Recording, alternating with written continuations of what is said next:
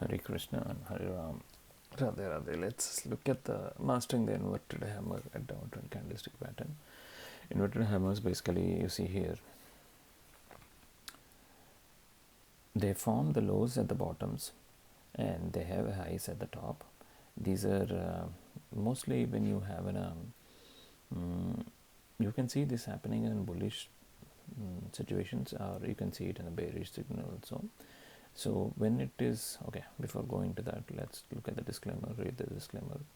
And this one I already discussed broadly on this subject in other videos. Please go through that. And then now come here, inverted hammers. Basically in inverted hammers, if this is forming at a downtrend, any one of this, it doesn't have to be, then I think you can look at the entry, taking at the entry, the close somewhere here, and then riding it. But if it is happening at the high end of the market, then you have to keep this as a stop loss and take a short. So there are multiple ways you can take a look at the hammers. One is it is having little wick here, it is not having, it is has a little shadow or wick, and no shadow or no wick here. So these are I will show you in the next slide. You will very like it. So here, if you see here, there is a possibility of inversion both places, but in both places, this is an inverted hammer and this is a normal hammer, but in both places it will only happen after a downtrend. This is important. See, if you draw I'll draw a trend line here. If you see here, this both, it has taken out here, and the same thing, if you draw here the same trend line,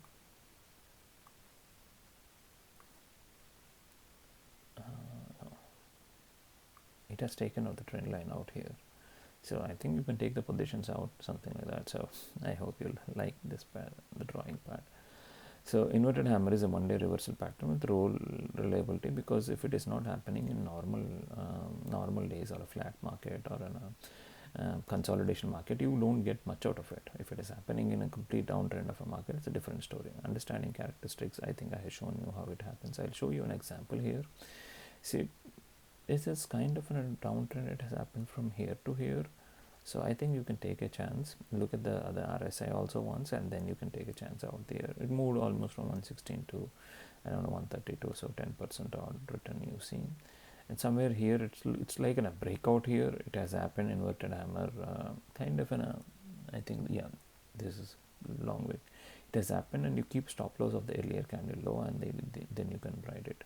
Here also you can see 5-6% you have seen Warren beverages. So I would say, like, it is up to it is not up to the chart, if I have to say. It has to be a downtrend. Only when you have a downtrend, then you can look at it. Not before a downtrend. Don't. All the examples, or the two examples which I have shown, it went on a downtrend and there is a breakout. Here also there was a downtrend and it's like that. So confirming, I would definitely go with moving averages, RSIs, and then I will confirm. Entry strategies, inverted hammers, I think I have told you earlier also. Identify the any candlestick, then confirm the downtrend, then time the entry. Stop loss placements, identify the stop loss. Nothing is guaranteed in market, so keep always your stop losses and manage your positions accordingly. Position sizing is very, very important. If you are not good at your stop loss management, risk management, trade management, and diversifying your trades, you're writing something which you don't like in your life. Maximizing profits with inverted hammer, time your exits, trial your stop loss, scale out gradually, and then timing your, I think I discussed about timing earlier. And then combining, yes, confluencing of other bullish reversal patterns, identifying the divergences, confirming. These are very, very important. Identify historical patterns, develop trading rules, and backtest the strategy, and refine and optimize it, because every person is different. So you have to identify what fits into you. Real examples, make sure you what should I say, practice as much as possible, so you will progress.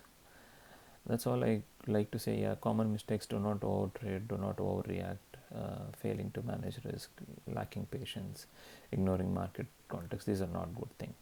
That's all for today. Thank you. If you want to connect, you can use the social media handles. Thank you. Bye all.